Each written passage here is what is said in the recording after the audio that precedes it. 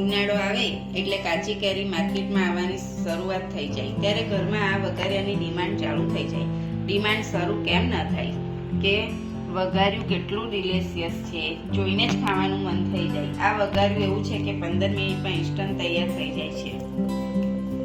એક વખત તૈયાર થઈ ગયા બાદ 4-5 મહિના માટે ફ્રીજમાં સ્ટોર પણ કરી શકો અને બિલકુલ ખરાબ નથી થતું. તો ફ્રેન્ડ્સ, તમારું સ્વાગત છે મારી આરકે ઇઝી કુકિંગ ચેનલમાં.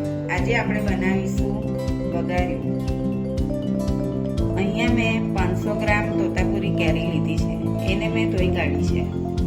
એને કપડાથી સારી રીતે લૂછી કાઢીએ. જો આપણે એને 3-4 મહિના સ્ટોર કરવી હોય તો એને સારી રીતે બધું પાણી લૂછી કાઢવું પડે. હવે એને કેરીને આપણે છોડા કાઢી લઈશું. આ રીતે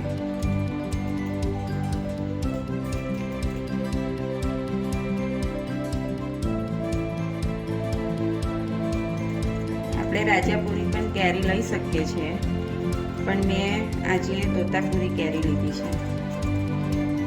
તે પણ સારી રીતે આપણે 5-6 મહિના સ્ટોર કરી શકીએ છીએ. છાડા બધા નીકળી ગયા છે. હવે આપણે એને કટ કરી દઈએ.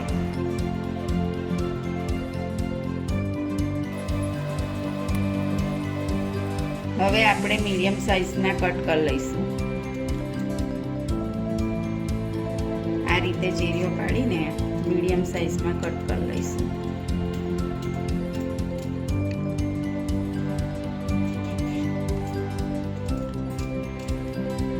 હવે પેન લઈશું.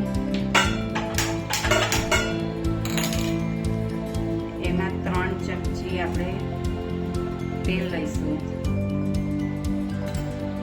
હાઈ ફ્લેમ પર ગરમ કરીશું. તેલ ગરમ થઈ ગયું છે. 1 ચમચી રાઈ નાખીશું. 1 ચમચી જીરું, 2 લવિંગના કટકા, 2 તજ, 3-4 લવિંગના કટકા, 6-7 મરી, કેરી એડ કરીશું.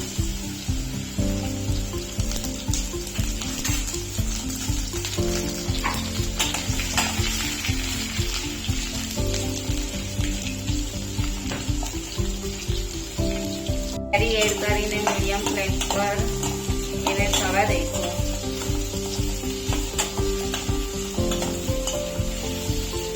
બે મિનિટ પછી એમાં હળદર અને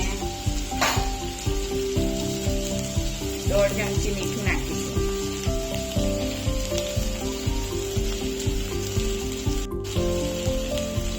અને હલાવી લઈશું.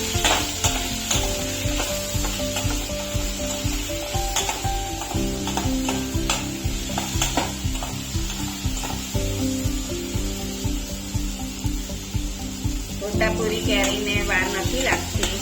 5 જ મિનિટમાં થઈ ગઈ છે. 5 મિનિટ ઢાંકી દઈએ.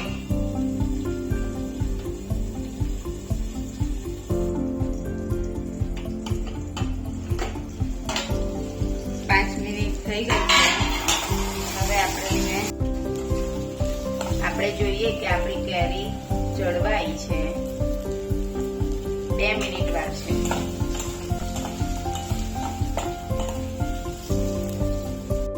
આપણે એને થોડા વખતે હલાવ્યા કરીશું.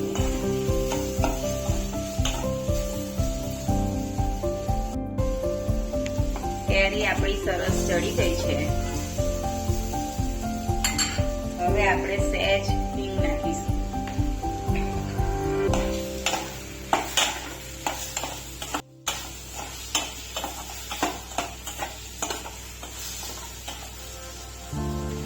હવે આપણે ગોળ નાખીશું. ગોળ નાખતા પહેલા વિચાર આવે કે ગોળ કેટલો નાખીશું. જો આપણો 1 બાઉલ કેરીના કટકા હતા એટલે 1 બાઉલ આપણે ગોળ નાખીશું.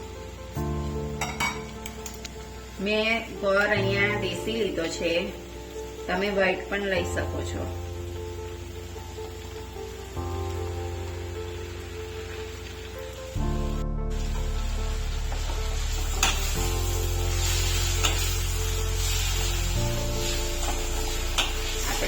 હલાવીશું.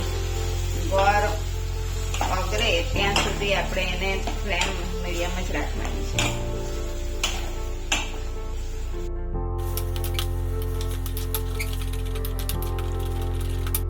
તમે જોઈ શકો છો કે જો રસો કેટલો સરસ થયો છે.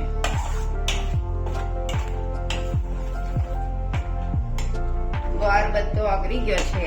એમાં આપણે 3 ચમચી કાશ્મીરી લાલ મરચું નાખીશું.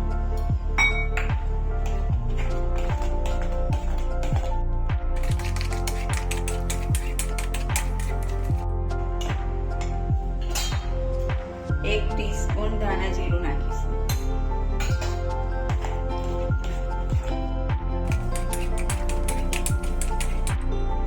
તમે જોઈ શકો છો કે જો વઘાર્યું કેટલું સરસ થયું છે.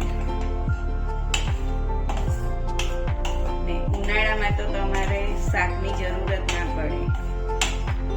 વઘાર્યું હોય તો આપણે રોટલી જોડે પણ ખાઈ શકીએ છીએ. શાકની જરૂર ના પડે. આપણું વઘાર્યું રેડી થઈ ગયું છે. છેલ્લે તમે ખસખસ નાખી શકો છો. મેં અહીંયા 1 ટીસ્પૂન ખસખસ નાખું છું. એનો ટેસ્ટ બહુ જ સરસ આવે છે અને કલર પણ બહુ જ સરસ આવે છે. જોઈ શકો છો તમે. હવે આપણે ગેસ બંધ કરી દઈશું.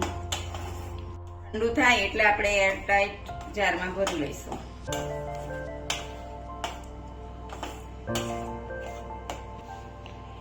વઘાર્યું ઠંડુ થઈ ગયું છે. આપણે એને એક બાઉલમાં ભરી લઈએ. આ રેસીપી ગમી હોય તો લાઈક, શેર અને સબસ્ક્રાઇબ કરજો અને જરૂરથી કોમેન્ટ બોક્સમાં કોમેન્ટ લખવાનું ના ભૂલતા અને બેલ આઇકોન ઓલ કરી દેજો.